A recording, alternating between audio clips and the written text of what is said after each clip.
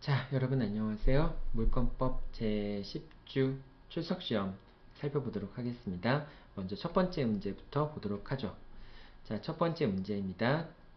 X 건물의 소유자인 갑이 을 소유의 Y 토지 위에 X 건물을 위한 법정 지상권을 취득한 후에 병이 X 건물을 경매를 통해서 매수하였다면 병은 등기 없어도 법정 지상권을 취득한다. 자, 여기서 이제 그 X 토지가 있었고, 그 다음에 여기 Y 건물이 있었던 거죠. 자, 여기서 을이, 어, 이제 X 건물의 소유자인 갑이, 이제, 아이고, X 건물이 맞네요. X 건물의 소유자인 갑이, Y 토지, 여기서는 X와 Y가 바뀌었네요.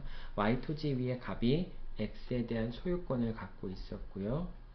그리고 Y 토지에 대해서 지상권을 취득하였다. 법정 지상권을 취득하였다라고 했을 경우에 만약에 이제 이 갑이 X 건물의 소유권을 병한테 넘겼을 때, 그랬을 때 병은 경매를 통해서 이제 경매 절차를 통해서 병이 취득했을 때 X에 대한 소유권은 당연히 법률의 규정에 의한 물권 변동이니까 등기가 없더라도 X에 대한 소유권을 취득하겠죠. Y에 대한 지상권도 이것도 역시 종된 권리이니까 지상권 이전에 부기등기가 없더라도 당연히 병에게 넘어가겠죠. 그래서 지상권을 취득하게 되는 것은 맞는 말이 됩니다. 자, 두 번째, 무허가 건물이라고 할지라도 관습상 법정 지상권을 취득할 수 있습니다. 이제 무허가 건물, 미등기 건물이라고 하더라도 관습상의 법정 지상권 발생하는 데는 문제가 없습니다. 자, 3번입니다. 갑이 을에게 미등기 건물과 대지를 함께 매도한 후 대지에 대한 소유권 이전 등기만을 을에게 넘겨준 뒤 매매로 인하여 소유자가 이제 넘겨준 경우에 매매로 인하여 소유자가 달라졌으므로 건물 철거 특약이 없는 한 갑은 관습상의 법정지상권을 취득한다. 이건 틀린 말이 되겠죠. 이제 건물과 토지를 동시에 매도했는데 토지에 대한 등기만 먼저 넘어갔기 때문에 건물과 토지 소유자가 달라진 것처럼 보이는 그런 경우에는 결과적으로는 토지에 대한 이용 관계에 대한 당사자의 합의가 있었던 걸로 볼 수 있기 때문에 그런 경우에는 매도인이 건물의 소유자라는 이유로 토지에 대해서 관습상의 법정지상권을 취득할 수는 없게 됩니다. 자, 4번입니다. 건물 공유자 1인이 그 건물의 대지를 단독으로 소유하는 경우에는 건물 공유자가 그 대지를 매도하였다면 건물 공유자 전원은 대지에 대해서 관습상의 법정지상권을 취득한다. 자, 여러분들이 볼 때 대지는 X, 대지는 갑이 소유하고 있고요. 그 다음에 건물은 갑과 을이 소유하고 있는 경우에, 자, 이런 경우에 갑이 토지를 제3자한테 넘겼다라고 했을 경우에는 건물과 토지 소유자가 달라진 것처럼 취급이 돼서 갑과 을은 이 토지에 대해서 지상권을 취득하게 됩니다. 반대의 경우는 안 돼요. 예를 들면 갑과 을이 토지를 공유하고 있었는데 그 중에서 갑만이 건물을 소유하고 있다라고 했을 경우에는 건물을 이제 갑이 매도하는 경우에 그런 경우에 이제 예를 들면 병한테 매수했을 경우에 그런 경우에는 건물 소유자, 토지 소유자가 같다라는 이유로 해서 병이 토지에 대해서 지상권을 취득하진 않습니다. 그러니까 이 두 가지 경우는 구분해야죠. 이제 토지 소유자가 단독으로 소유하는 자가 건물을 공유한 경우, 이런 경우에는 건물과 토지 소유자가 달라지면은 법정 지상권이 발생한다. 그런데 토지를 공유하고 있는 자 중에 한 명이 건물을 단독 소유하고 있는 경우, 이런 경우에는 건물과 토지의 소유자가 달라진다고 하더라도 법정 지상권이 발생하지 않는다. 이렇게 생각하면 되겠죠. 자, 그래서 4번은 맞는 말이 됩니다. 자, 그 다음에 5번에서 6번 한번 보도록 하죠. 5번에서 6번은 사실관계를 먼저 한번 본 다음에 하죠. 갑소유 X토지 위에 Y 건물이 건축되었고, 갑소유의 X토지 위에 소유에 있고, 그 다음에 갑이 Y 건물을 건축하였고요. 이제 갑소유죠. Y 건물인데 이것도 갑소유였고요. 자, 그 상황에서 X토지에 대한 강제 경매 절차에서 병이 X토지에 대한 소유권을 취득한 겁니다. 취득하였다면, 잠깐만. 요걸 지금 했었죠. Y 건물이 건축되었고, 갑의 명의로 Y 건물에 대한 소유권 보존 등기가 이루어진 거죠. 지금 문제 같이 읽었네요. 소유권 보존 등기가 마쳐진 겁니다. 여기에 대해 설명을 하는 겁니다. 5번 문제부터 한번 보도록 하죠. 갑소유의 X토지가 가압류된 경우에, 자, 여기서 이제 가압류가 됐습니다. 가압류가 된 다음에, 가압류가 된 시점에서는 역시 갑소유, 갑이 X 건물과 X토지와 Y 건물을 소유하고 있죠. 자, 그 다음에 X토지, 강제 경매 절차에서 가압류된 후에, 가압류된 후니까, 자, 가압류된 후에, 그, Y 건물이 건축되었고, 갑의 소유가 된 것이죠. 자, 그러니까 가압류된 시점에는 건물이 존재하지 않았으니까 건물과 토지 소유자가 동일하다는 얘기를 할 수 없겠죠. 자, 그런 후에 X토지에 대한 강제 경매 절차에서 병이 X토지의 소유권을 취득하였다면, 갑은 병에게 Y 건물의 소유를 위한 관습상 법정지상권을 주장할 수 있다. 이건 잘못된 말이죠. 왜냐하면 이 경우에 이제 경매 절차가 진행되는 경우에 가압류된 시점이나 압류된 시점에 건물 소유자, 토지 소유자가 동일한 것을 판단해야 되잖아요. 근데 지금 X토지가 가압류된 시점에서는 건물이 존재하지 않았기 때문에 건물과 토지의 소유자가 동일하다는 주장을 할 수 없고, 따라서 나중에 이제 그 토지에 대해서 강제 경매가 진행이 되어서 병이 소유권을 취득하게 되면은, 그러면 건물과 토지 소유자가 동일한 상태에서 경매 절차가 진행된 게 아니기 때문에 관습상의 법정지상권이 발생하지 않게 됩니다. 그래서 5번은 틀린 얘기가 되겠죠. 6번입니다. 자, 6번은 좀 관계가 또 달라지게 되겠죠. 자, 6번 한번 보죠. 6번은 Y 건물의 근저당권이 설정된 후에, 자, Y 건물이 있고요. 근저당권이 설정됐습니다. 이제 갑소유가 되겠죠. 네.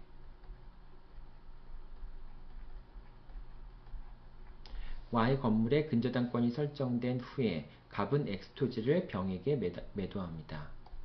병에게 매도하였습니다.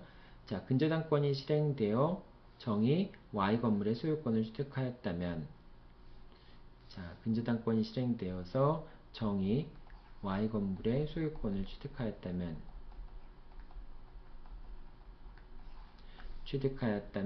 정은 병에게 관습상의 법정지상권을 주장할 수 있다. 여러분들 요거는 좀 헷갈리기 쉬운데요. 이제 아까 그 건물에 대해서 저당권을 설정한 경우에는, 이제 토지에 대해서 저당권을 설정한 경우에는 관습상의 법정지상권을 주장할 때는 압류나 가압류 시점 또는 그 전에 저당권이 설정되어 있다면 저당권 시점을 기준으로 해서 건물과 토지 소유자가 동일한지 여부를 판단해야 된다라고 얘기를 했는데, 자, 이 경우는 어떻게 처리가 되냐면은 갑 소유의 X 토지와 Y 건물이 있는데 그 갑에다 근저당권이 설정돼요. 근데 그 상태에서 갑이 병한테 X 토지를 팔아버립니다. 그러면은 갑이 X 토지와 Y 건물을 소유하고 있는 상황에서 매매에 의해서 병에게 X 토지만 팔았으니까 갑은 Y 건물을 위한 지상권을 취득하게 되는 것이죠. 이 경우에는 이제 건물과 토지를 동시에 매도한 것이 아니니까 갑은 X 토지에 대해서 지상권을 취득하게 됩니다. 그러니까 갑은 건물 소유권과 플러스 지상권을 갖게 되는 거죠. 자, 그런데 갑이 이 건물 소유권에다가 저당권을 설정했죠. 근데 이 저당권이라고 하는 것은 이 종된 권리에도 저당권의 효력이 미치게 되죠. 따라서 저당권이 실행이 되어서 정이라는 사람이 건물의 소유권을 취득하게 되면은 당연히 종된 권리인 지상권도 취득하게 되고요. 자, 이 경우에는 정이 경매 절차에 의해서 근저당권이라는 경매 절차에 의해서 Y 건물의 소유권을 취득한 것이니까 등기 없더라도, 물론 이제 법원은 바로 촉탁 등기를 하게 되겠지만 등기 없더라도 정은 건물의 소유권을 취득하면서 역시 지상권에 대해서도 지상권도 별도의 부기 등기 없이도 지상권을 취득하게 되겠죠. 경매 절차에 의한 물권 변동은 법률의 규정에 의한 물권 변동이니까 이제 등기하지 않더라도 권리를 취득할 수 있잖아요. 자, 그렇기 때문에 정은 건물 소유권 플러스 지상권을 취득하게 됩니다. 그래서 등기 없이도 당연히 정은 병에게 관습상 법정 지상권을 주장할 수 있게 됩니다. 요거 좀 여러분들 어려울 수 있죠. 자, 그러니까 이제 그 기본적으로 압류나 가압류 시점에서 건물과 토지의 소유자가 동일해야 되고 그 전에 저당권이 설정되어 있는 경우에는 저당권 설정 시점을 기점으로 해서 건물과 토지 소유자가 동일한지 여부를 판단해야 된다라고 하는 것은 토지의 경우에 한정해서 생각하는 게 좋습니다. 건물 같은 경우는 잘 통용되지 않는 경우들이 많아요. 자, 여기까지 설명을 하고요. 그 다음에 나머지 부분들 보도록 하죠. 자, 7번부터 8번까지 문제입니다. 자, 7번부터 8번까지 문제를 한번 보죠. 갑은 을 소유인 X주택에 대해서 전세권 설정 계약을 체결했다는 것이죠. 갑은 을과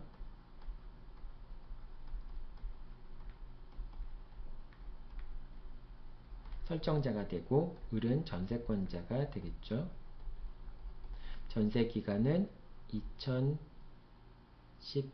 2012년 2월 10일에서 2015년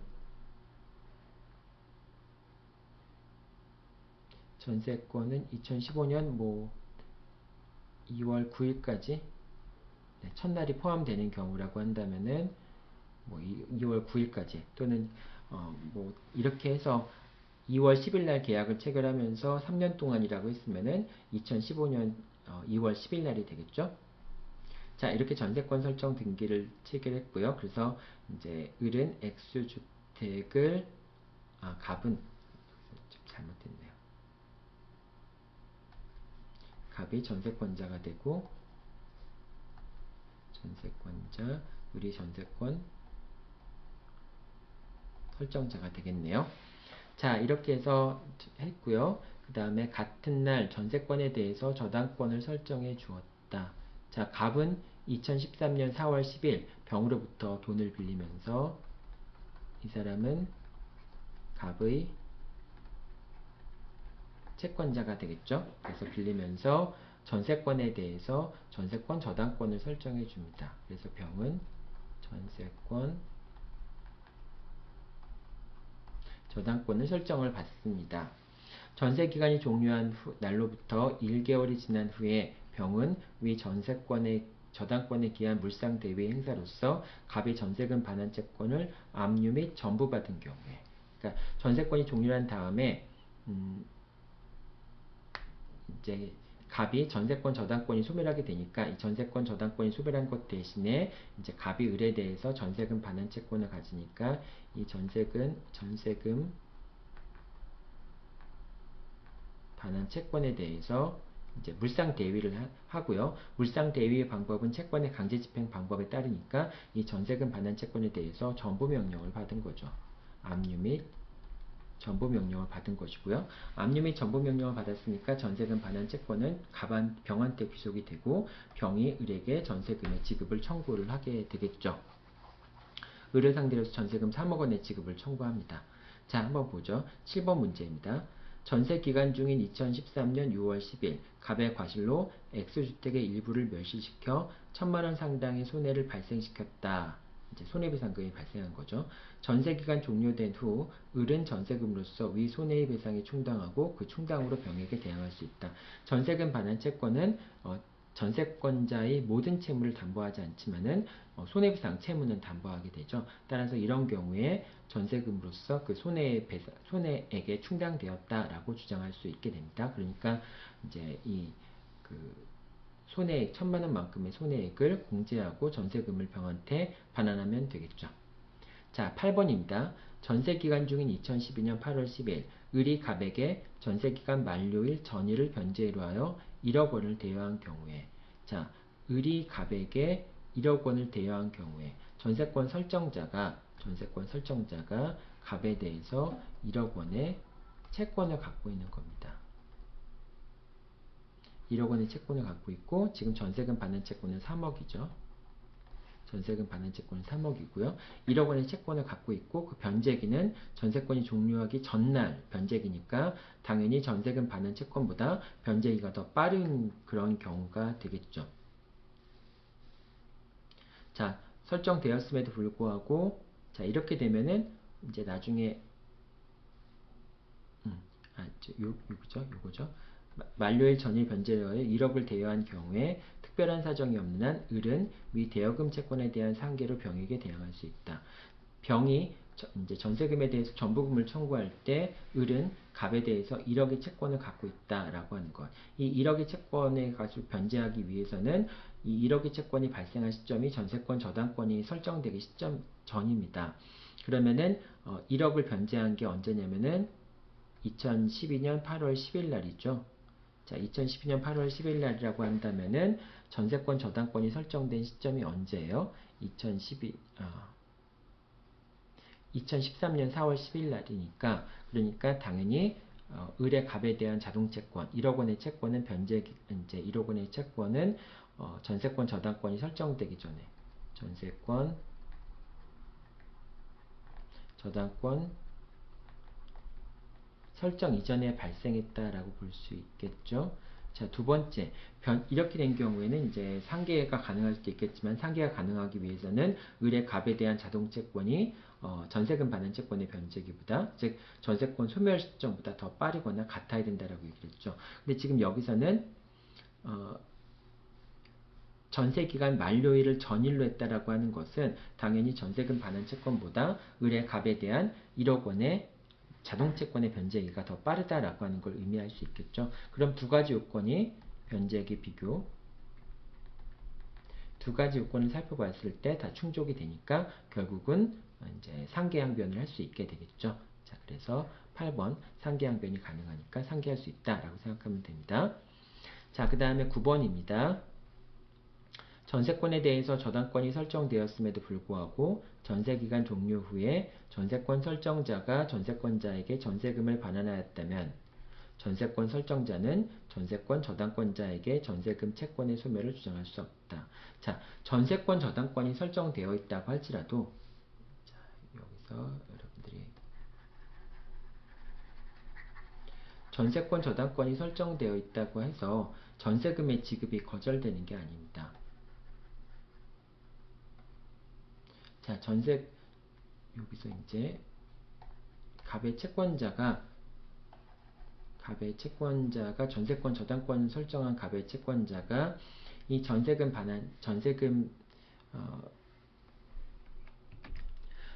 반환 채권에 대해서 물상 대위를 할 수는 있겠죠. 할 수 있지만은 할 수 있다고 해서 한 건 아니니까 나중에 이제 물상 대위에 의해서 채권을 압류하거나 또는 전부 명령 또는 추심 명령을 받거나 이런 경우에는 압류한 다음에 추심 명령을 받거나 전부 명령을 받은 경우에는 당연히 병이 을한테 이제 그 전세금의 지급을 청구할 수 있겠죠. 그런데 압류 및 추심 명령을 받지 않은 경우라고 한다면은 을은 당연히 전세금 반환 의무가 있으니까 이걸 갑한테 반환해도 전혀 문제가 될 것이 없습니다. 만약에 병이 전세금 반환 채권을 압류한 다음에 그 다음에 을이 병한테 전세금을 반환한다면은 그 전세금 반환이 무효가 돼서 다시 또 병이 전세금에 대해서 전부금의 지급을 청구하면은 당연히 병에게 전세금을 다시 지급해야 될 수 있겠죠.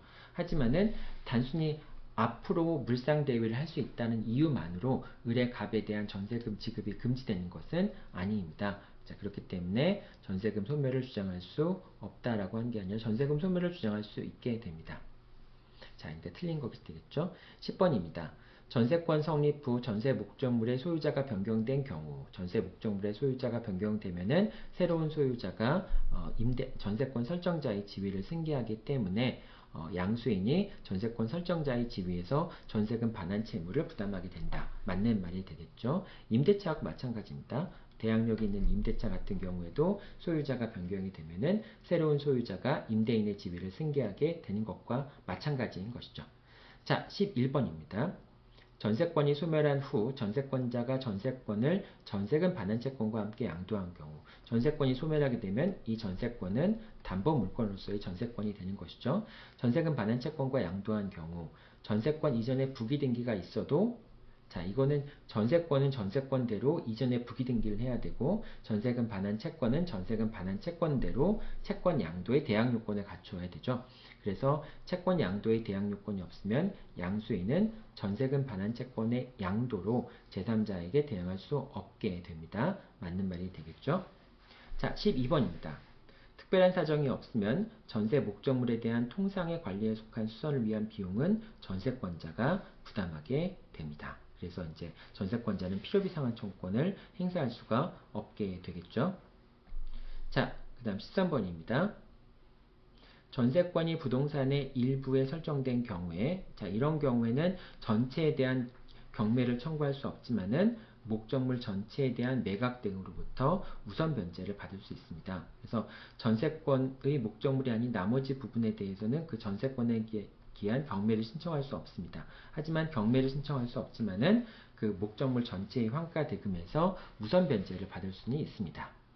자, 그러니까 13번은 맞는 말이 되겠네요. 자, 여러분들한테 사실은 설명해야 될 내용들이 더 자세히 들어가 있는데 수업 시간에 설명을 하는 것이 맞기 때문에 간단하게만 설명을 했고요. 여러분들 수업 시간 설명 내용을 듣고 다시 한번 이 사례들을 한번 풀어보면 좋겠습니다.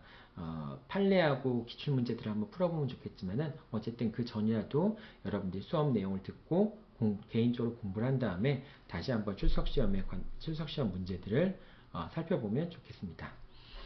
자, 이제 출석시험 살펴봤고요. 수업 내용 들어가도록 하겠습니다.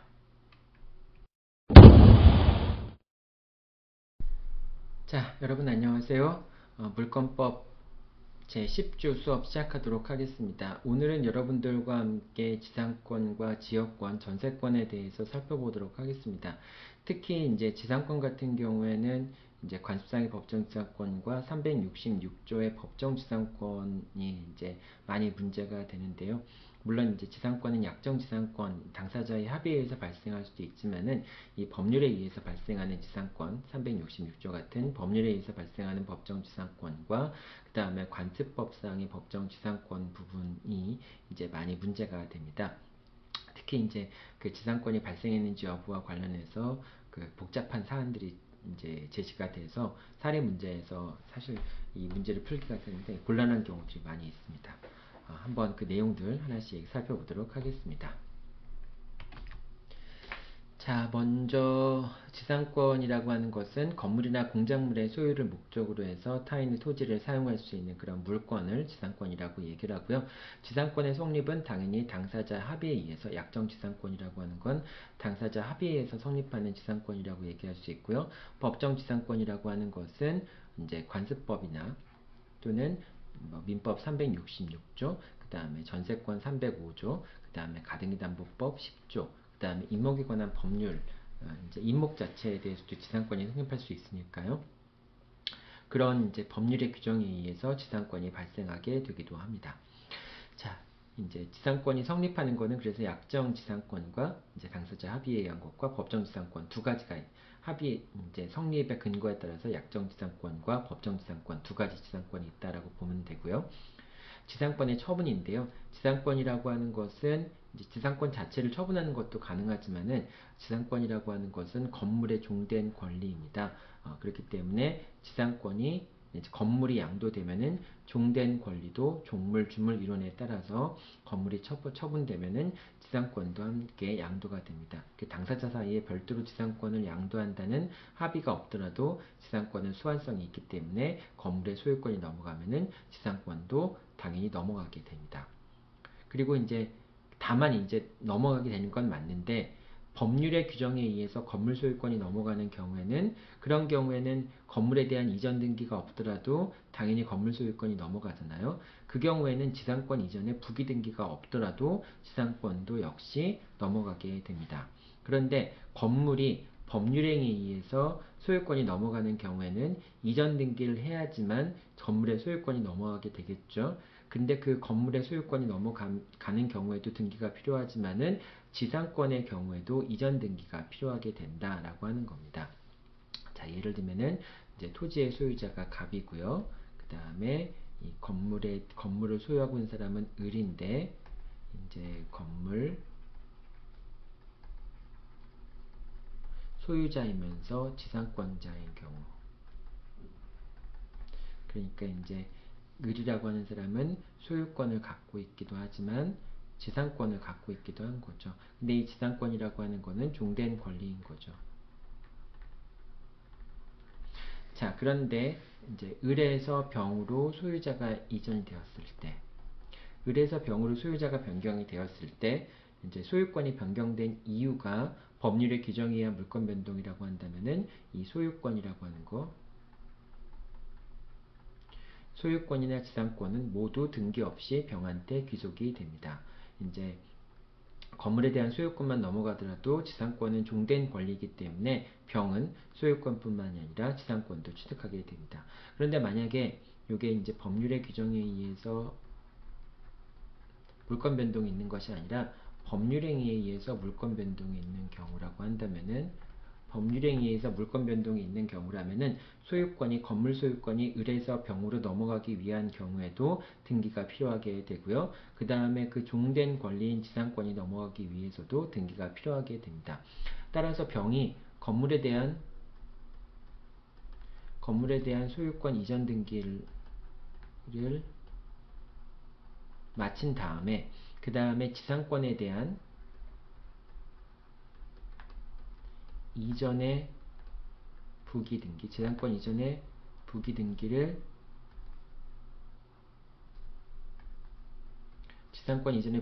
마치지 않은 경우, 그런 경우에는 병은 비록 지상권이라는 권리가 종된 권리이긴 하지만은 병은 건물에 대한 소유권을 취득하지만은 지상권은 취득하지 못하게 됩니다. 자, 그럼 이렇게 되면은 병이 건물의 소유자인데 토지에 대한 이용 권한을 확보하고 있지 못하기 때문에 갑이 병을 상대로 해서 건물의 철거를 청구할 수 있겠는가? 이건 뭐 안 된다고 봐야 되겠죠. 왜냐하면 아직 지상권이 넘어오진 않았지만은 을은 병에 대해서 지상권 이전에 부기등기를 해줘야 될 의무를 부담하고 있는 자인데, 그리고 병은 지상권을 취득할 지위에 있는 자인데 갑이 그 병이 일단은 이전에 부기등기가 없었다는 이유로 해서 병이 지상권자가 아니기 때문에 건물을 철거한다 라고 하는 건 신의 측에 반하게 되는 거죠. 그 건물 철거권을 인정할 수는 없는 것이 되겠죠. 따라서 아직 지상권 이전에 부기등기를 하지 않았기 때문에 병이 지상권을 취득하지 못하고 있는 동안에는 갑이 병에게 건물의 철거를 청구할 수 없다라고 생각하면 됩니다. 자, 그 다음에 지상권의 종료인데요. 지상물이 현존하는 경우에는 지상권자가 이제 지상권이 종료하더라도, 지상권 기간이 만료되더라도 지상권 설정자에게 이제 지상권의 갱신을 청구할 수 있게 됩니다. 만약에 지상권의 갱신을 거절하게 되면은 그러면 지상물 매수 청구권을 행사하는 것이 가능합니다. 요거는 이제 우리가 토지 소유 목적의 임대차 계약 같은 경우에 이제 임대차 기간이 끝났음에도 불구하고 임대인이 갱신 요구를 했는데 갱신을 해주지 않으면은 지상물 매수 청구권을 갖고 있잖아요. 그것이 지상권의 지상물 매수 청구권을 토지 임대차의 경우에도 준용해서 쓰고 있습니다. 그러니까 여기서 먼저 지상물 매수 청구권이 나온다는 뜻이 되겠죠. 자, 그런데 이 지상물 매수 청구권 같은 경우에는 이제 건물 소유 목적의 토지 임대차에서도 설명이 되지만은 별도로 채무 불이행을 이유로 해서 이제 임대차 계약이 해지되거나 또는 지료의 미지급으로 인해서 지상권의 소멸을 청구한 경우에, 그런 것으로 인해서 소멸을 청구한 경우에는 더 이상 지상물의 매수를 청구할 수 없게 됩니다. 그러니까 지상권자나 임차권자가 차임이라든지 지대를 내지 않아서, 그래서 이제 그 지상권이 소멸을 하거나 또는 임대차 계약이 종료한 경우에, 그런 경우에는 매수 청구권을 행사할 수 없다라고 하는 겁니다. 자, 그 다음에 지상권 같은 경우에는 이제 관습상의 법정 지상권 이제 발생하는데요. 요것도 이제 보통 우리가 366조의 법정 지상권과 그 다음에 관습상의 법정 지상권, 관습법에 따른 법정 지상권이죠. 이 두 가지 법정 지상권이 이제 거의 비슷한 측면도 있고 약간 좀 다른 측면도 있긴 있어요. 근데 366조의 법정지상권은 나중에 우리가 지상권 부분에 가서 지상권과 토지 용익권 사이의 관계, 그쪽 부분을 살펴보면서 366조의 법정지상권을 살펴보고요. 이제 여기서는 이제 지상권 부분에서는 관습법에 근거해서 발생하는 법정지상권 부분만 살펴보도록 하겠습니다. 먼저 살펴보도록 할게요. 내용이 상당히 좀 어려울 수 있습니다. 자, 관습상의 법정 지상권인데요. 기본 개념은 이제 단순해요. 갑이 건물과 토지를 소유하고 있다가 을한테 하나만 팔아요. X 토지와 Y 건물인데 만약에 갑이 Y 토지만 을한테 매도를 하거나 또는 X 건물만 매도를 하거나 이런 경우가 있을 수 있겠죠. 자, 만약에 갑이 Y 토지를 을한테 매도한 경우에는 갑이 Y 건물이 되겠죠. 아니, 여기 잘못됐네요. Y 건물과 X 토지. 만약에 갑이 Y 건물만 이제 그 을한테 넘겼을 경우에는 그런 경우에는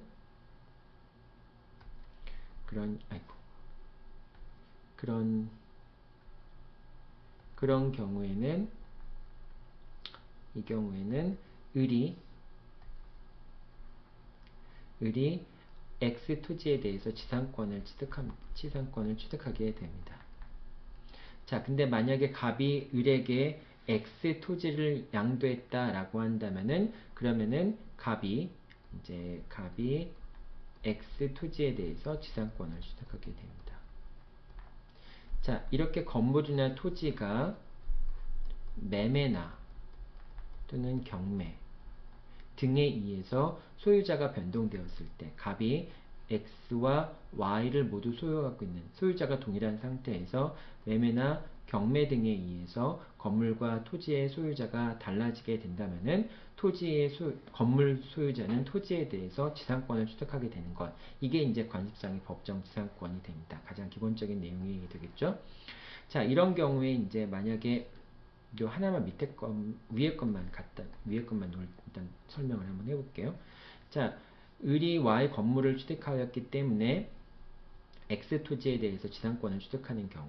자, 그러니까 을 같은 경우에는 Y 건물의 소유자이면서 그 다음에 X 토지에 대해서 지상권자가 되는 거겠죠. 지상권을 취득하게 되겠죠. 이거를 소유권이라고 한번 얘기해 봅시다. Y 건물에 대한 소유권을 취득하게 되고 X 토지에 대해서 지상권을 갖고 있게 됩니다.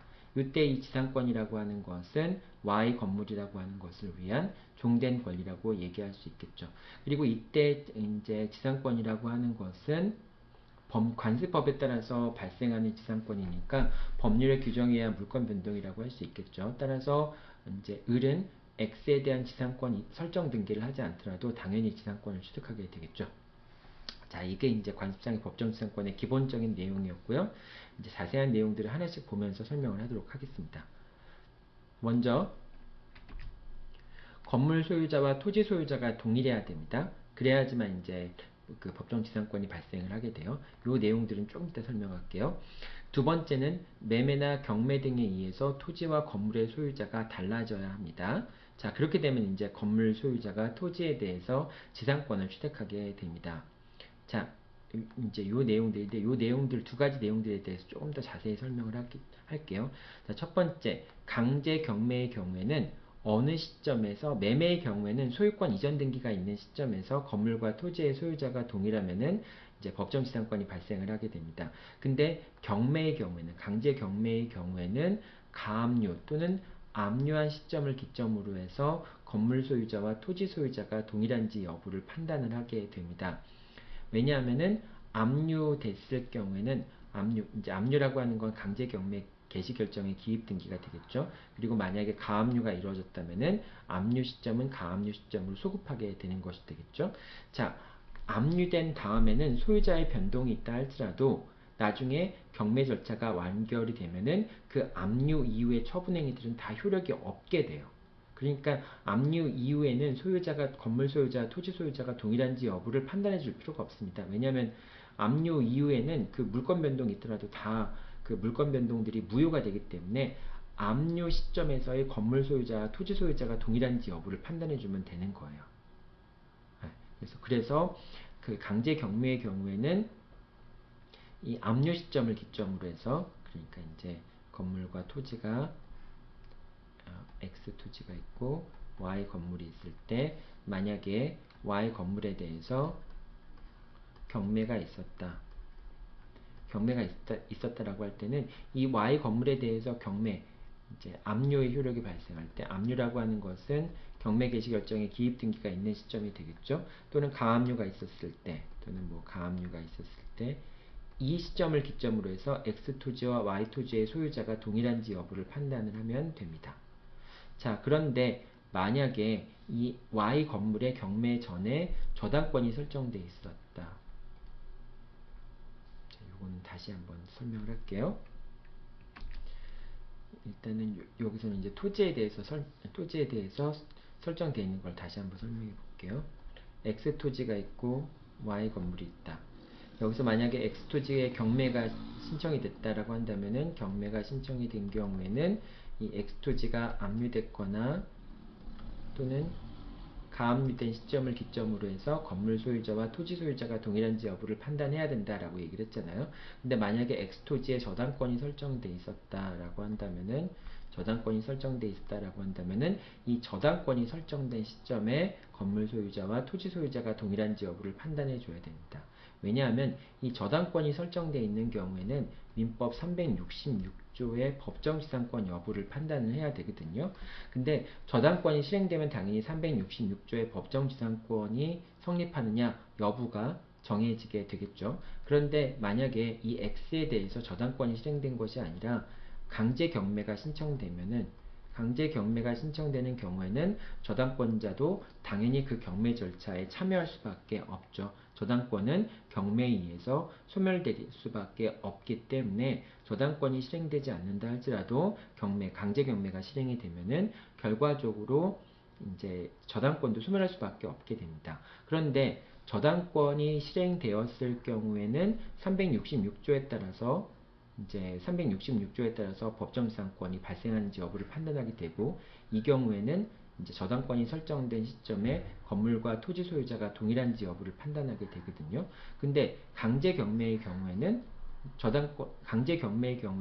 만약에 저당권이 설정된 시점이 아니라 경매 개시가 된 시점, 그러니까 가압류나 압류가 된 시점을 기준으로 해서 건물 소유자와 토지 소유자가 동일한지 여부를 판단하게 된다면은, 저당권이 실행되느냐, 강제 경매가 실행되느냐, 강제 경매가 이루어지느냐에 따라서 그 법정지상권 발생 여부가 달라질 수가 있잖아요. 지상권 발생 여부가 달라질 수도 있지 않겠습니까? 그래서 그 부분을 통일하기 위해서, 그렇게 되면 이제 저당권자가 이제 결국은 이제 법정지상권이 발생하는지 여부를 기초로 해서 담보가치를 파악하기 때문에, 이 저당권이 실행되는 경우와 강제 경매에 의해서 경매 절차가 진행되는 경우를 형평성을 맞추기 위해서 소유자와 건물 소유자, 토지 소유자가 동일한지 여부를 판단하는 시점은 강제 경매의 경우에도 저당권 설정 시점, 그러니까 그 물건에 대해서 저당권이 설정되어 있다면 저당권 설정 시점을 기점으로 해서 건물 소유자와 토지 소유자가 동일한지 여부를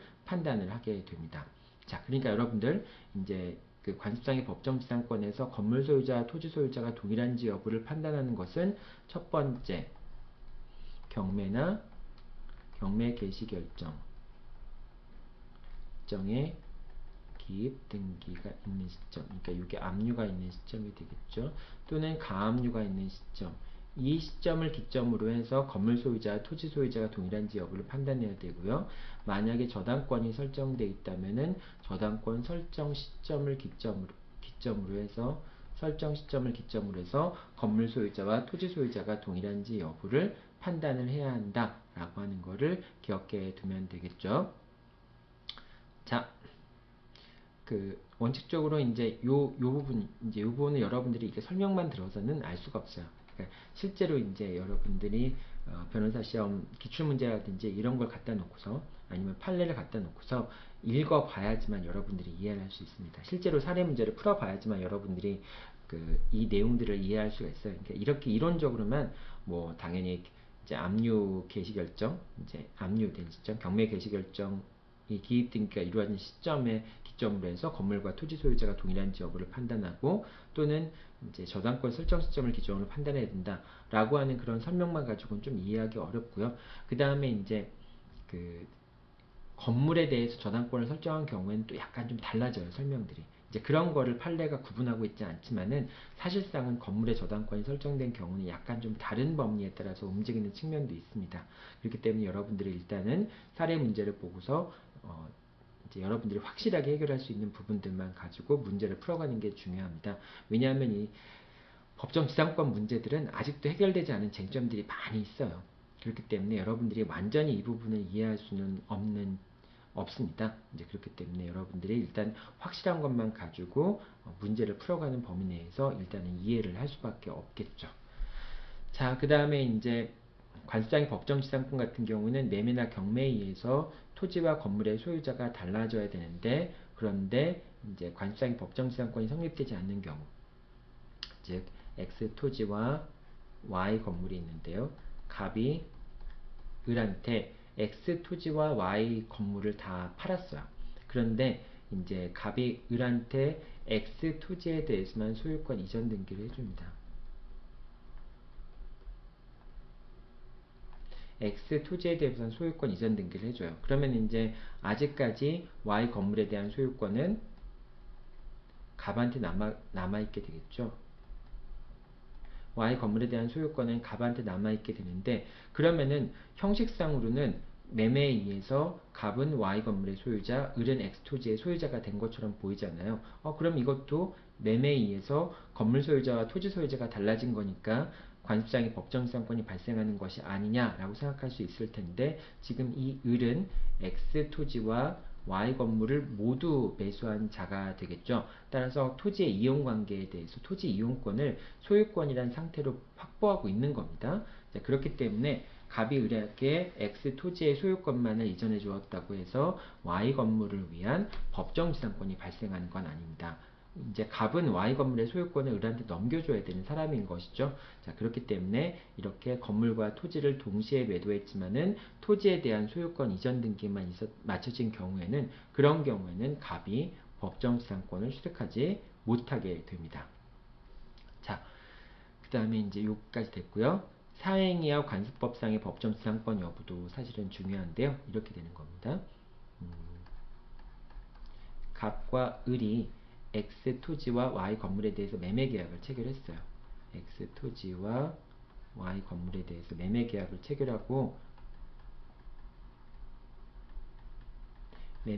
체결하고 소유권 이전 등기를 맞춰 주었습니다. 자, 근데 갑의 채권자가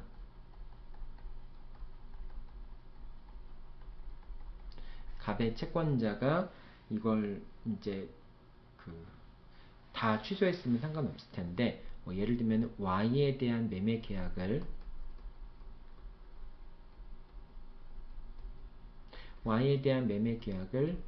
사행위로 취소를 합니다. 취소를 하고서, 그러면 이제 Y 등기에 대해서 을 명의의 등기가 원상회복으로서 말소가 되겠죠. 그러면 이제 Y 건물은 이제 갑의 명의로 복귀가 되면서, 그러면서 갑이 그 Y 건물에 대해서 경매를 신청하겠죠. 만약에 경매를 신청해서 이 Y 건물의 소유권을 병이 취득했다. Y 건물의 소유자가 되었다 라고 되는데요. 자, 이렇게 되는데, 이거를 이제 여러분들 법적으로 표현하자면은 이제 X 건물과 X 토지와 Y 건물이 있을 때, 처음에 X 토지와 Y 건물은 갑의 소유였죠. 둘 다 갑의 소유였는데 갑이 을에게 매도했죠. 자, 을에게 매도했고 이제 Y 건물에 대한 을 명의의 등기가 말소가 되었죠. 말소가 되었다 할지라도, 등기는 말소가 되었지만은 이 Y 건물의 소유자는 여전히 누구예요? 사행위 취소의 상대적인 효력 때문에 이 이제 Y 건물의 소유권은 여전히 을인 거죠. 따라서 을 명의가 지워지더라도 을인 거죠. 을의 소유인 것이죠. 자, 그런데 결과적으로 Y에 대한 경매 절차가 진행이 돼서 이 Y 건물을 누가 취득하게 됩니까? 병이 소유권을 취득하게 되는 것이죠. 자, 그러면 결과적으로는 어떤 식으로 얘기할 수 있겠어요? 결국은 뭐 Y 건물에 대한 을 명의의 등기가 말소가 돼서 Y 건물의 소유권이 갑으로 복귀된 다음에 갑의 채권자가 강제 경매를 신청해서 병한테 경락이 되었다 라고 하는 것을 법적으로 표현하면은 이렇게 단순하게 표현할 수 있겠죠. 근데 결과적으로 경매에 의해서 건물과 토지의 소유자가 달라진 결과가 되는 것이죠. 을소유, 둘 다 을소유였는데 건물은 병의 소유가 되고 토지는 을의 소유가 되는 것이죠.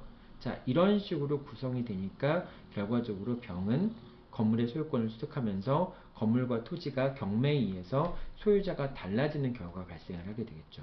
따라서 병은 Y 건물을 위해서 X 토지에 대해서 관습상의 법정지상권을 취득하게 됩니다. 그래서 이게 사회행위와 관습상의 법정지상권 발생에 관한 문제가 되는 거예요.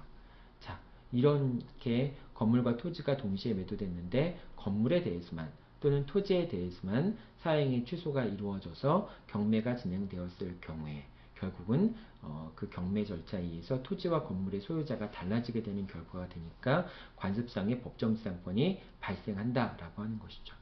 자, 여러분 지금 내가 간단하게 설명을 한 것처럼 보이지만은 여러분이 이걸 실제로 사례 문제를 풀면은 아마 해결하기 어려울 만큼 상당히 어려울 수밖에 없습니다. 그래서 여러분들이 반드시 이 부분은 사례 문제집을 보고 여러분들이 직접 문제를 풀어봐야 돼요. 우리 뒤에 나와 있는 판례들에 보면은 그 관련된 사례들이 많이 붙어 있잖아요. 그 사례들을 보고서도 여러분들이 한번 직접 그 사례들을 해결할 수 있는지를 한번 실험해 봐야 됩니다. 이거는 그냥 머릿속으로만 읽어서는 사례 문제가 나오면 여러분들이 절대 풀 수가 없어요. 그만큼 이제 복잡한 부분이라는 뜻입니다. 그래서 여러분들이 반드시 사례 문제집을 보고 또는 판례를 보고서 여러분이 알고 있는 부분을 확인해 가면서 이제 그 공부를 해야 됩니다. 물론 여러분들이 계속 꼬리에 꼬리를 무는 의문들이 발생할 수밖에 없어요. 왜냐하면 이 관습상의 법정지상권에 대한 법리는 아까도 얘기했지만은 해결되지 않은 부분들이 아직도 많이 있기 때문에 여러분들이 완전하게 깔끔하게 정리하는 것은 불가능합니다.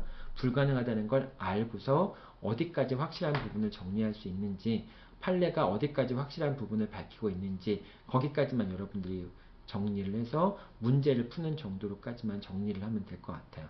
그 이상은 나중에 이제 뭐 여러분들이 박사과정에 들어와서 조금 더 공부를 한다든지 또는 변호사를 하면서 여러분들이 논문을 써본다든지 그런 식에 의해서 여러분들이 해결을 해야 됩니다. 지금 시점에서는 해결할 수 없어요. 네, 그 점 여러분들 유의하고 물론 이제 뭐 한두 학생 정도는 더 깊이 들어가서 공부할 수 있겠지만은 대부분의 학생들은 그냥 확실한 것 위주로 정리를 한 다음에 그걸 통해서 사례 문제를 풀 수 있는 정도의 지식을 갖추어야 하고요. 그 정도만 하더라도 상당히 어렵습니다. 그렇게 만만치가 않죠. 그러니까 최소한 거기까지는 여러분들이 목표를 잡고 정리를 해나가야 되겠죠.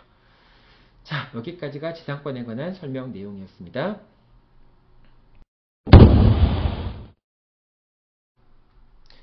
자, 지역권 살펴보겠습니다. 지역권은 요역지의 편익을 위해서 타인의 토지, 타인의 그 편익을 위해서 제공되는 토지를 승역지라고 합니다. 그런 승역지를 이용할 수 있는 용의 물권을 지역권이라고 얘기를 합니다. 지역권이라고 하는 것과 주의토지 통행권이라는 게 있는데요. 이 주의토지 통행권이라고 하는 것은 상인관계에서 나오는 것이죠. 주의토지 통행권이라고 하는 것은 공로에 이르기 위한 통로가 없는 경우에 타인의 토지를 통행할 수 있는 그런 권리를 주의토지 통행권이라고 얘기를 합니다. 근데 이제 지역권이라고 하는 것은 타인의 공로에 이르기 위한 통로가 있는 경우 없는 경우와 상관없이 이제 요역지 소유자의 필요에 따라서 승역지 소유자와 계약을 체결하고 그 합의에 따라서 승역지의 지상권을 설정해서 타인의 토지를 통행하는 그런 방법도 가능한 거죠. 그래서 이제 그런 식으로 지역권을 설정할 수도 있습니다. 지역권이라고 하는 거는 이제 시효 취득, 이제 취득시효에 의해서 취득시효가 완성이 되면은 지역권을 취득할 수도 있습니다. 그러니까 요역지 소유자가 승역지에 도로를 설치해서 20년 이상 계속 사용하게 된다면은, 그리고 그런 상태가 객관적으로 지속된다면은 그러면은 취득시효, 지역권을 취득시효에 의해서 시효 취득하게 된다라고 하는 것이고요. 도로를 개설하지 않고 단순히 통행로를 이용한 경우에는 그것만에 의해서는 지역권을 시효 취득한다고 할 수는 없습니다. 자, 여기까지가 지역권에 관한 내용이었고요. 바로 전세권에 관한 내용 살펴보도록 하죠. 자, 전세권은 조금 설명할 내용들이 많습니다. 뭐 다들 이렇게 중요한 내용이라기보다는 어쨌든 그래도 뭐 여러 가지 설명할 내용들이 자잘하게 많고요. 특히 이제 전세권 같은 경우에는 전세금 반환 채권, 전세금과 관련해서 여러 가지 이제 다양한 법리들이 전개가 됩니다. 그리고 전세권이라고 하는 거는 전세권이 존속하는 동안에는 용익 물권으로서의 기능을 하지만은 전세권 그 기간이 종료되면은 그 다음부터는 전세금 반환 채권을 담보하기 위한 담보 물권으로서의 그런 역할을 하는 이중적인 성격을 갖고 있다라는 것, 그런 점에서 또 여러 가지 또 그 법리들이 나오게 됩니다. 자, 먼저 전세권을 보면요. 전세금을 지급하고 타인의 부동산을 사용 수익할 수 있는 권리를 전세권이라고 얘기를 합니다. 전세권의 가장 중요한 요소는 전세금입니다. 전세금은 전세권의 본질적인 요소이기 때문에 전세금이 지급되지 않으면 전세권이 설정되지 않습니다. 자, 채권적 전세와 물권적 전세가 있는데요. 이제 사실 우리나라에서 전세 제도가 목돈을 맡겨놓고 집을 빌리는 형태를 전세라고 하는데요. 그것을 이제 우리 물권법에서는 전세권이라는 걸로 규정을 하고 있고, 근데 또 임대차 형식으로도, 그러니까 임차권 형식으로도 전세권이 설정되기도 하죠. 그걸 채권적 전세라고 얘기를 하는데, 그러니까 목돈을 맡겨두고 임대차 계약 형식으로 빌리는 경우도 있을 수 있고요. 그 다음에 목돈을 맡겨놓고 전세금을 맡겨놓고 전세권이라는 용익 물권을 설정하는 방법으로 해서 타인의 부동산을 이용하는 방법도 있습니다. 채권적 전세와 물권 전세. 채권적 전세라고 하는 것은 결국은 임차권이 되겠죠. 임차권이 되겠고, 물권적 전세라고 하는 것은 당연히 전세권을 설정하게 되는 거겠죠. 자, 임차권이라는 것과 전세권이라고 하는 것은 하나는 채권이고 하나는 물권이라고 하는 차이가 있죠. 물권과 채권이라고 하는 차이는 뭐 얼핏 보기에는 비슷할 수도 있지만은 같은 부동산을 이용한다는 점에서는 비슷할 수 있지만은 양도가 가능하냐? 전세권은 양도가 가능합니다. 임차권은 임대인의 동의가 있어야 되겠죠. 그 다음에 필요비 상환 청구권의 부분에서 전세권 같은 경우에는 통상의 필요비는 전세권자가 부담을 해야 됩니다. 왜냐하면 물건에 대해서 직접적인 권리를 갖고 있는 사람이기 때문에 그 물건에 대한 통상의 필요비 같은 것도 역시 부담해야 되겠죠. 근데 임차권 같은 경우에는 필요비라든지 유익비는 만약에 임차인이 제출했으면은 임대인한테 반환 청구를 할 수도 있죠. 그리고 전세권자 같은 경우에는 직접 물건에 대해서 권리를 갖고 있는 자이기 때문에 현상 유지 의무와 통상의 관리에 속하는 수선 의무를 부담하게 됩니다. 그래서 통상의 관리에 속하는 수선 의무를 부담하기 때문에 통상의 필요비에 대해서는 전세권자가 반환 청구를 할 수 없게 되겠죠. 네. 자, 그래서 전세권의 경우에는 상환 청구권에 관한 규정이 있는데요. 그 필요비에 대한 상환 청구권에 관한 규정은 없고요. 그 유익비에 대한 상환 청구권에 관한 규정만이 이제 규정을 하고 있습니다. 규정이 되어 있습니다. 반면에 임차권 같은 경우에는 유익비, 필요비 둘 다 이제 규정을 두고 있죠. 그런 점에서 물권이냐, 채권이냐라고 하는 것이 본질적인 차이를 보인다라고 얘기할 수가 있겠죠. 자, 전세권이 성립하는 방법은 전세권 설정 계약을 체결하고요. 전세금을 반드시 지급해야 됩니다. 전세금이 지급되지 않으면 전세권이 설정될 수가 없습니다. 물론 전세금이라고 하는 것은 반드시 이제 현금으로 지급돼야 되는 건 아니고요. 기존의 채권에 가름해서 전세금을 지급하는 것도 가능합니다. 자, 전세권의 존속기간은 최장 10년이고요. 최단 1년입니다. 그러니까 1년부터 10년까지가 되겠죠. 주택임대차보호법은 2년으로 지금 늘어났지만은 어쨌든 여기서는 전세권 같은 경우에는 1년으로 지금 되어 있습니다. 존속기간에 약정이 없는 경우에는 소멸 통고를 할 수 있고요. 소멸 통과를 하게 되면 6개월 뒤에 전세권이 종료하게 됩니다.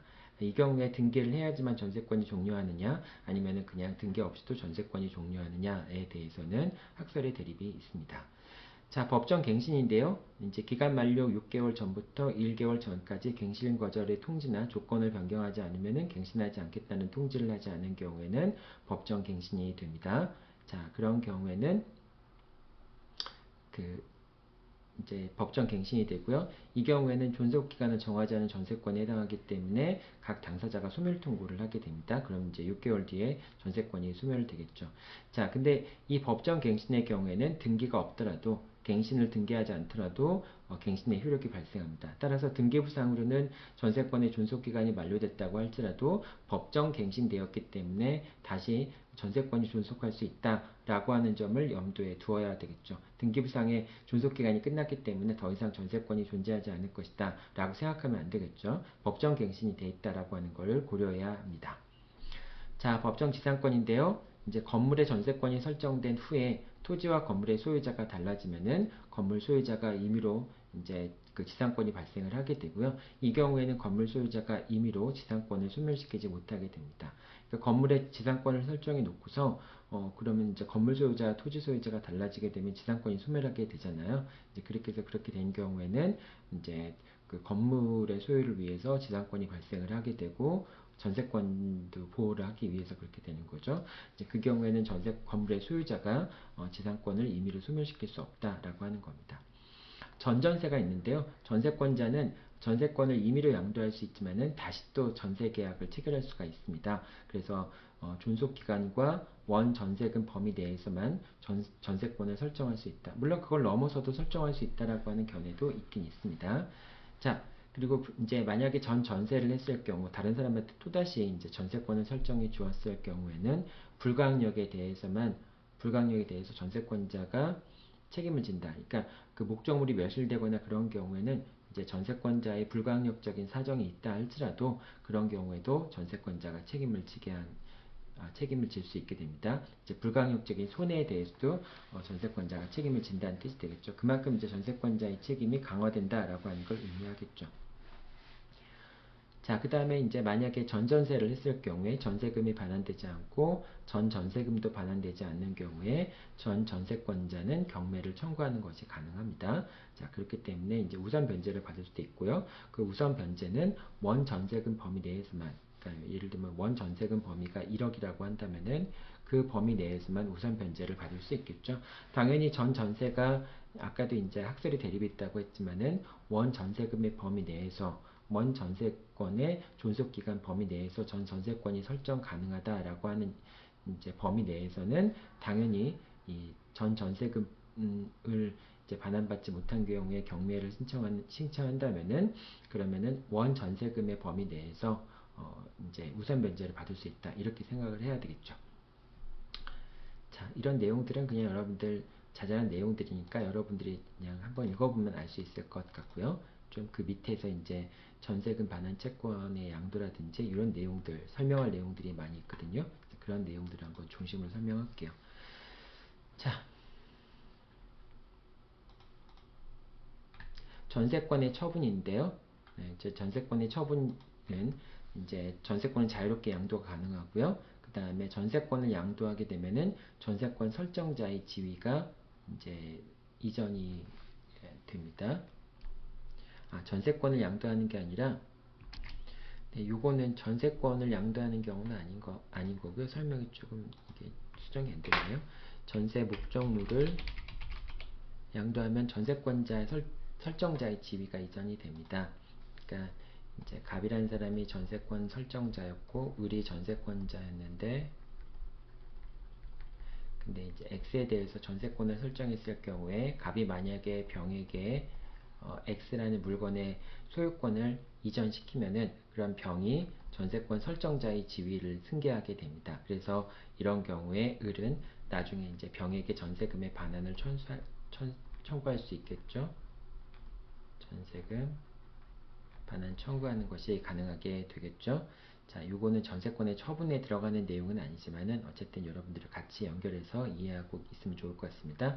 이거는 이제 대항력에 있는 임대차의 경우도 마찬가지죠. 임차권이 대항력을 가진 경우에 임대차 목적물이 양도가 되면은 새로운 소유자가 임대인의 지위를 승계하게 되고 임대차 보증금 반환이라든지 이러한 관계들도 새로운 소유자와 이제 그 임대차 계약 관계가 유지가 되죠. 자, 여기 전세권의 처분이고요. 그 다음 전세금 반환 채권인데요. 이 전세금 반환 채권은 전세금이라는 것 자체가 전세권의 본질적인 요소이기 때문에 전세금 반환 채권만 분리해서 양도하는 행위는 무효가 됩니다. 따라서 당사자 사이에 전세금 반환 채권을 양도하는 계약이 있다 할지라도 전세권 존속기간 중이라면은 전세금 반환 채권의 양도는 무효가 됩니다. 다만 전세권이 소멸한 후에는 전세금 반환 채권만을 전세권과 분리해서 양도하거나 또는 전세권이 소멸한 후에 장래에 발생할 전세금 반환 채권을 양도하는 것은 가능합니다. 물론 전세권이 소멸한 후에는 전세권과 전세금 반환 채권을 합쳐서 양도하는 것도 가능해요. 그러니까 전세권이 소멸하게 되면은 그러면은 이제 전세금 반환 채권이 있게 되고요. 그 다음에 전세권이라고 하는 것은 이거는 이제 담보 물건으로서의 성격을 갖게 됩니다. 따라서 전세권이 종료한 다음에는 이 담보 물건으로서의 전세권과 전세금 반환 채권을 양도하는 것도 가능하고요. 그 다음에 이거를 분리시켜서 전세금 반환 채권만 양도하는 것도 가능합니다. 그렇게 되면 이제 담보 물건으로서의 전세권은 더 이상 피담보 채권이 없어지니까 부종성에 의해서 소멸하게 되겠죠. 이렇게 할 수도 있고요. 그 다음에 전세권이 소멸한 이후에 장래의 전세금 반환 채권만을 양도하는 것은 가능합니다. 자, 이렇게 일단 전세권, 근데 어쨌든 전세권의 존속 기간 동안에는 전세금 반환 채권만을 분리해서 양도하는 것은 불가능하다라고 생각하면 되고요. 그 다음에 전세권이 소멸한 후에 전세금 반환 채권을 양도하면은 담보 물권의 수반성 때문에 전세권도 당연히 넘어가는 게 원칙이죠. 아까도 얘기했지만은 분리해서 양도하는 것도 가능하긴 해요. 이거를 이제 뭐 굳이 담보 물건을 같이 보내지 않고 전세금 반환 채권만 양도하겠다라고 하는 것도 가능하지만은 당사자 사이에 별도의 의사표시가 없었다면은 전세금 반환 채권이 양도되면은 원칙적으로 담보 물건도 같이 양도되는 게 원칙이 되겠죠. 다만 이런 경우에 전세권을 이전하기 위해서는 이제 담보 물건의 수반성이 있기 때문에 전세권도 당연히 넘어가야 되겠지만은 전세권이 넘어가기 위해서는 전세권 이전의 부기 등기가 이루어져야지 됩니다. 그리고 전세권 이전의 부기 등기가 이제 그 전세금 반환 채권 요거를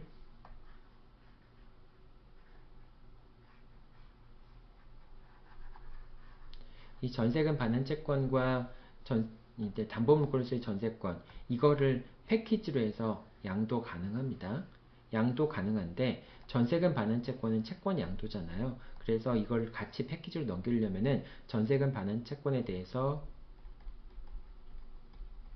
채권 양도의 대항 요건 채권 양도의 대항 요건은 채무자에 대한 대항 요건과 제3자에 대한 대항 요건 두 가지가 있죠. 그 대항 요건을 갖추어야 되고요. 그 다음에 전세권 같은 경우에는 전세권을 이전하기 위해서는 전세권 이전의 부기 등기가 이루어져야 됩니다. 이 두 가지 요건은 각각 별도로 갖춰줘야 돼요. 전세권은 담보 물건이 이제 담보 물건으로서의 전세권도 역시 물건이기 때문에 이전에 부기 등기가 있어야 되고요. 그 다음 전세금 반환 채권은 채권이기 때문에 채권 양도의 대항 요건, 채무자에 대한 통지나 승낙 또는 제3자에 대해서 대항하려면은 확정일자 있는 증서에 의한 통지나 승낙이 있어야 되겠죠. 자, 그리고 만약에 그 이전의 부기등기, 전세권 이전의 부기등기를 했다고 해서 이제 전세권 이전에 부기등기를 하면은 상대방이 알 수도 있겠지만 전세권 이전에 부기등기 한 것만 가지고는 채권 양도의 대항 요건, 통지나 승낙이 있었던 것으로 볼 수는 없다라고 하는 것도 여러분들 같이 기억해 둬야 되겠죠. 자, 그리고 전세금 반환 채권 같은 경우에는 이제 우리 채권적 전세와 같이 임대차 보증금과 같은 걸로 생각할 수 있는데요. 임대차 보증금 같은 경우에는 채무자가 임대차가 종료하고 임대차 목적물을 반환할 때까지 채무자가 부담하는 모든 채무, 뭐 이제 연체차임이라든지 부당이득금이라든지 또는 손해배상금을 모두 다 담보하잖아요. 근데 전세금 반환 채권 같은 경우에는 그렇게 모든 채무자의 채무를 담보하지 않고요. 전세권자의 손해배상 채무만을 담보한다라고 하는 점에서 임대차 보증금과 다른 점이 있습니다. 여러분들 요건 헷갈리면 안 돼요. 이제 전세금 반환 채권 같은 경우에는 이제 손해배상 채무만을 담보로 하고 주택 임대차 계약에서의 보증금이라고 하는 것은 임대차가 종료한 다음부터 반환될 때까지 임차인이 부담하는 모든 채무를 담보한다라고 하는 점에서 차이가 있다라고 하는 건 꼭 기억해 두어야 합니다. 자, 전세권의 소멸 같은 경우에는 이제 그 전세권의 소멸 청구를 할 수 있고요. 이 소멸 청구라고 하는 것은 전세권자가 목적물의 성질에 반해서 또는 정해진 용법으로 사용 수익하지 않은 경우 또는 양도 담보 제공 이제 전전세 임대 금지 같은 이제 특약이 있는 경우 원래 이거는 다 허용이 되는 거죠. 당연히 다 허용이 되는 건데 왜냐하면 전세권은 물건이기 때문에 당사자 전세권 설정자의 동의가 없더라도 당연히 양도할 수도 있고 담보 제공할 수도 있고 임대할 수도 있습니다. 근데 당사자가 그렇게 하지 않기로 하는 특약을 할 수도 있겠죠. 만약에 그런 특약을 위반했을 경우에는 전세권의 소멸을 청구할 수 있게 되고요. 다만 이 경우에 등기를 해야지만 전세권이 소멸하는가 여부에 대해서는 견해가 대립하고 있다는 정도로만 정리하면 될 것 같습니다. 소멸 통고 같은 경우도 아까 살펴본 바에 따르면은 이제 6개월 뒤에 소멸하게 되는데 그때 등기가 필요하냐 또는 등기 없이도 당연히 전세권이 소멸하느냐에 대해서 견해의 대립이 있다는 얘기는 했었죠. 뭐 이거는 판결로 아직 정리된 게 아니기 때문에 여러분들이 그냥 이렇게 견해의 대립이 있다는 정도로만 이해하면 되겠습니다. 자, 그 다음에 전세금 반환과 목적물 반환 및 등기 말소. 자, 이거는 서로 동시행 관계다라고 하는 거를 꼭 기억해 둬야 되겠죠. 왜 이게 문제가 될까요? 자, 전세권이 종료한 다음에는 그 전세권이라고 하는 것은 담보 물건으로서의 전세권의 성격을 갖고 있게 되잖아요. 그런데 담보 물건 같은 경우에는 피담보 채무의 변제와 담보 물건의 말소는 동시행 관계가 아닙니다. 즉 먼저 피담보 채무를 변제하는 것이 선이행 의무고요. 그 다음에 나중에 등기를 말소해주면 돼요. 자, 그렇기 때문에 예를 들면 저당권 같은 경우에는 채무자가 채무를 변제하면서 저당권 말소 등기 변제하면서 저당권 말소 등기를 동시행 관계라고 주장할 수가 없어요. 먼저 돈을 다 갚은 다음에 그 다음에 저당권의 말소를 청구할 수 있게 되는 거죠. 그런데 전세권의 경우에는 좀 달라요. 전세권의 경우에는 전세금의 반환 청구와 전세금의 반환과 목적물의 등기 말소, 그러니까 전세권 설정 등기의 말소가 서로 동시행 관계에 있다라고 하는 겁니다. 따라서 전세권자가 전세금을 돌려받으려면은 전세권 설정 등기를 말소해야지만 그 말소에 대한 이제 이행 제공을 해야지만 그래야지만 전세금을 돌려받을 수 있게 됩니다. 이거는 이제 다른 담보물권 전세권이라고 하는 것이 담보물건으로서의 성격을 갖고 있지만은 다른 담보물건과 차이점이 있다라고 볼 수 있겠죠. 그래서 요거는 여러분들 시험에 아주 그냥 선택형 문제에 많이 나오는 거죠. 전세금 반환과 목적물의 반환 및 등기 말소 이것은 서로 동시행 관계이다. 얼핏 보면 당연한 거라고 생각할 수 있지만 여러분들이 그 담보 물건의 경우에는 동시행 관계다 아니다라는 것과 비교해 보면은 좀 특이한 내용들이 되겠죠 오히려. 자, 그 다음에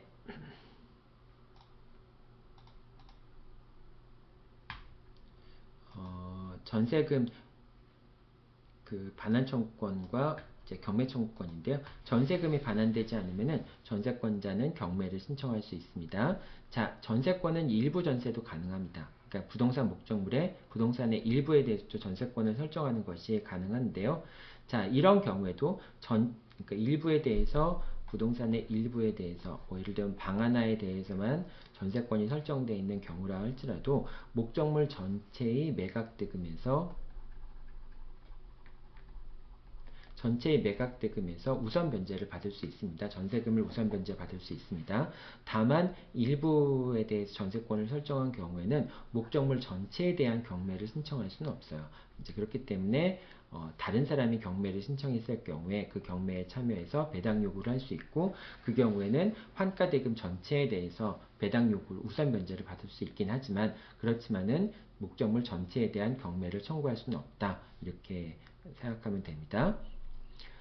전세권 같은 경우에는 이제 부속물 매수 청구과 유익비 상환 청구권이 있습니다. 아까도 얘기했지만 필요비 상환 청구권은 인정되지 않습니다. 필요비는 인정되지 않고요.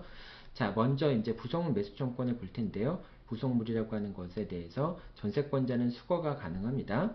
그런데 전세권 설정자가 이 부속물에 대해서 매수를 청구할 수도 있습니다. 이 경우에 이제 전세권 설정자가 사겠다라고 청구를 하는 경우에 전세권자는 정당한 이유 없이 사겠다라고 하는 매수 청구를 거절할 수 없게 됩니다. 승낙을 해야 되는 거죠. 그 다음에 전세권 설정자의 동의를 얻어서 부착하거나 전세권 설정자로부터 매수한 물건의 경우에는 전세권자가 매수 청구권을 행사할 수 있습니다. 이건 여러분들 임대차 계약의 경우에도 임차인이 임대인의 동의를 얻어서 부착하거나 또는 임대인으로부터 매수한 물건 같은 매수하여서 부속시킨 물건 같은 경우에는 그런 경우에는 나중에 임대차가 종료했을 때 부속물 매수 청구권을 행사할 수 있겠죠. 다만 그 부속물이라고 하는 것은 건물의 객관적인 가치를 증가시킬 수 있는 그 용도와 관련되어 있는 그런 부속물이어야 되지만은 어쨌든 그런 부속물 매수 청구권을 행사할 수 있습니다. 전세권자도 마찬가지로 그 전세권 설정자로부터 매수하였거나 전세권 설정자의 동의를 얻어서 부속시킨 물건에 대해서는 매수 청구권을 행사할 수가 있습니다. 그러니까 이제 전세권자도 매수를 해달라고 요구할 수 있고요. 전세권 설정자도 이제 사겠다라고 얘기할 수도 있는 것이 되겠죠. 자, 그 다음에 이제 유익비 상환 청구권을 할 수 있고요. 아까도 얘기했지만 필요비는 상환 청구권 행사할 수 없게 됩니다. 필요비는 상환 청구권을 행사할 수 없게 됩니다. 자, 여기까지가 이제 전세권의 소멸에 관련된 내용이었고요. 마지막으로 전세권 저당권에 관련된 내용입니다. 이 전세권 저당권에 관련된 내용들도 여러분들 상당히 좀 어려운 건데요. 이렇게 되겠죠. 갑이 이제 전세권 설정자.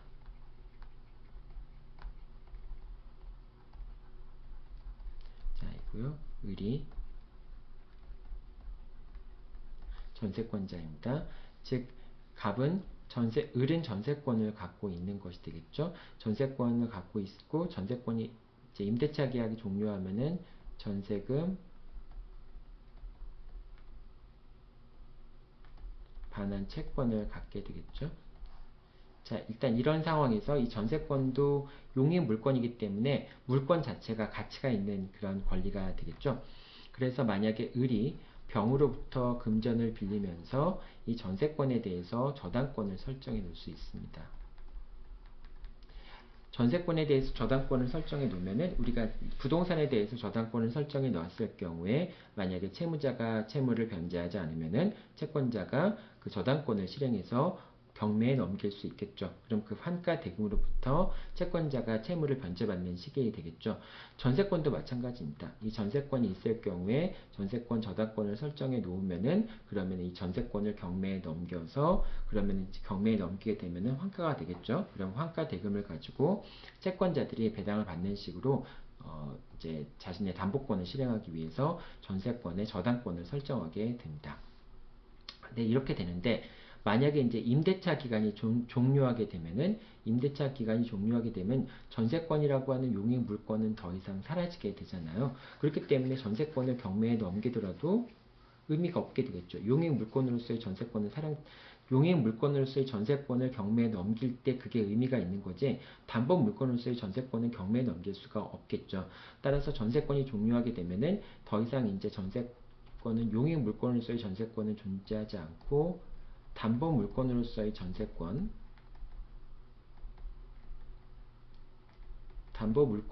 전세권만 존재하게 되겠죠. 자, 이렇게 되는데, 자, 그렇게 되면 전세권 저당권자는 전세권이 사라지기 때문에 전세권 저당권이 사라지게 되는 그런 결과가 되겠죠. 자, 그런데 전세권이 사라진 대신에 이제 전세금 반환채권이 발생했다고 보고요. 전세권은 이제 전세금을 담보하기 목적으로 남아있다고 생각하고요. 그래서 이 전세권 저당권은 전세금 반환채권에 대해서 물상대위를 할 수 있다라고 얘기를 합니다. 즉, 병은 이 전세금 반환채권에 대해서 우선권을 취득하게 되는 거죠. 이 전세금 반환채권을 물상대위할 수 있기 때문에 결과적으로 물상대위하는 방법은 채권의 강제 집행에 의한 방법과 마찬가지로 물상대위를 하게 되죠. 그렇기 때문에 병은 이제 그 배당을 요구할 수도 있고요. 배당을 받게 되면 우선 변제를 배당받을 수도 있고요.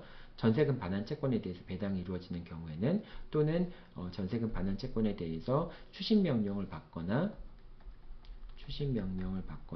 또는 전부 명령을 받는 방식으로 병은 채권의 만족을 얻을 수가 있게 됩니다.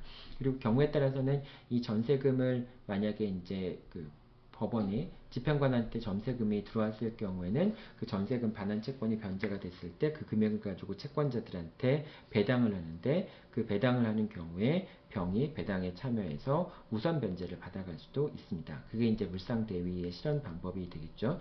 이 점은 나중에 여러분들 이제 그 질권 부분에서 물상대위 공부하면서 그 담보물권의 이제 그 내용들 설명하면서 질권 부분에서 그 물상 대위가 나오고 그것이 이제 저당권에 준용이 되는데 그 질권 부분에서 물상 대위에 관한 내용들 자세히 살펴보도록 하겠습니다.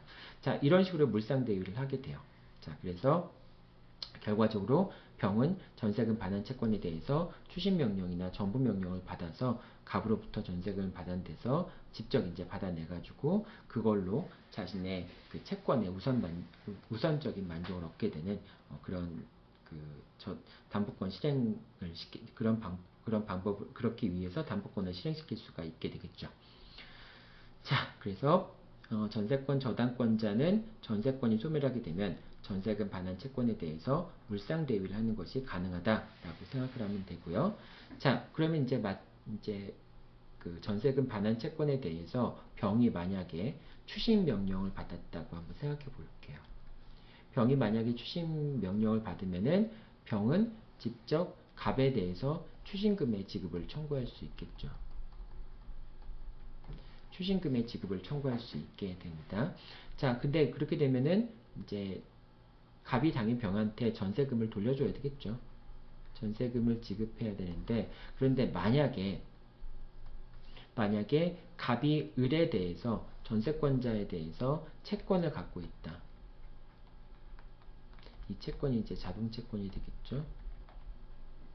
이 채권을 갖고 있는데 이 채권으로 을이 이제 병이 갑에 대해서 추징금, 전세금에 대해서 추징금을 청구하는 경우에 갑이 을에 대한 채권, 자동채권으로 상계 의사표시를 할 수 있겠는가라는 부분이 문제가 되죠. 자, 이 경우에 원칙적으로 여러분들이 이런 거 혹시 기억나나요? 얘가 채권자이고 을이 채무자일 때, 근데 갑의 채권자인 병이, 이거를 좀 바꿀까요? 갑과 을을 갑과 을을 바꿔야 되겠네.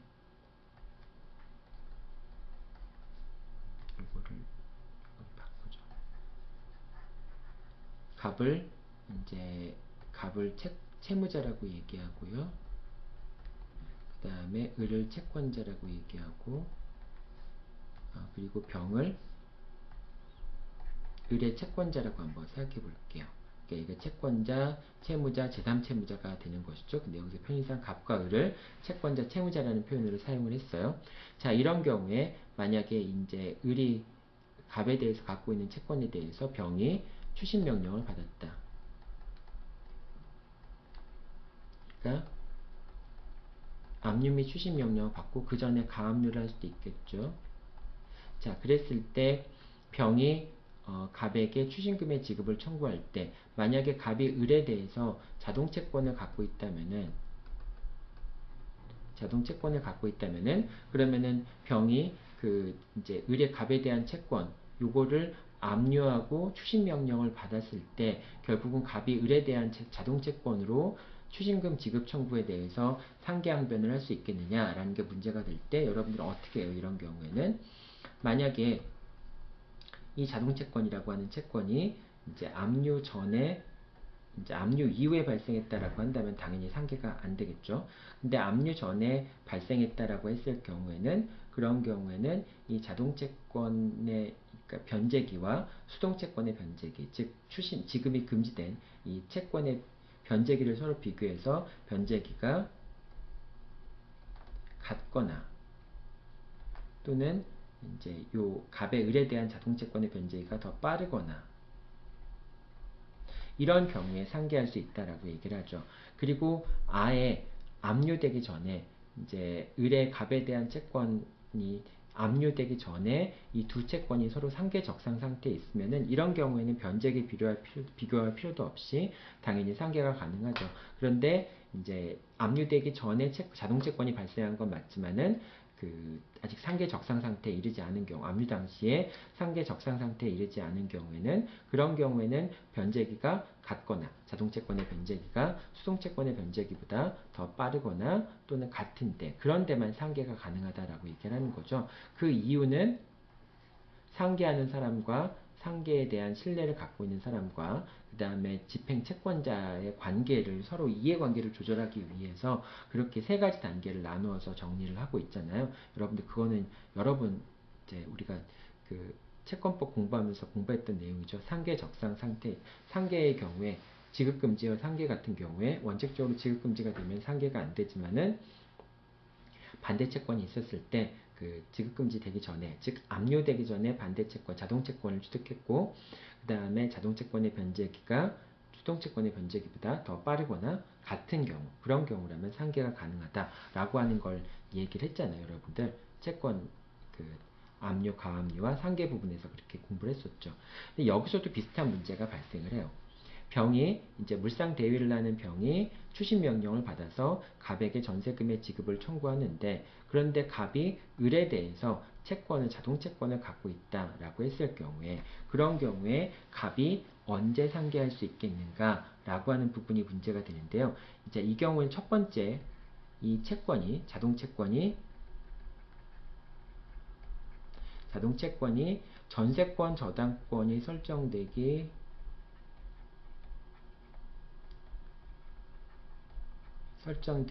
이전에 발생을 해야 됩니다. 이거는 당연한 요건이에요. 그러니까 여기서는 지금 압류나 가압류 되기 전에 자동채권이 발생해야 된다라고 하는데, 여기서는 전세권 설정 등기가 전세권 저당권 설정이 되기 이전에 자동채권이 발생을 해야 됩니다. 두 번째는 자동채권의 변제기가 전세금 반환 조건에 전세금 반환 채권의 이제 변제기보다 더 빠르거나 같아야 된다라고 하는 겁니다. 즉 갑이 을에 대해서 갖고 있는 자동채권의 변제기가 전세금 반환 채권, 그러니까 전세금 반환 채권의 변제기라는 건 언제예요? 전세권 소멸의 경우있죠. 전세권이 소멸하는 전세권 기간 만료일이 결과적으로 전세금 반환 채권의 그 변제기가 되겠죠. 자, 그래서 전세권 기간 만료일과 비교를 했을 때, 그러니까 전세권이 만료되기 전에 자동채권의 변제기가 도래하거나, 또는 전세권이 만료되면서 자동채권의 변제기가 도래하거나, 그런 경우에만 갑이 을에 대한 반대 채권, 자동채권으로 병의 그 전세금에 대한 추심 명령이 들어왔을 경우에, 그런 경우에 추심 명령에 대해서 상계양변을 할 수 있게 된다라고 하는 겁니다.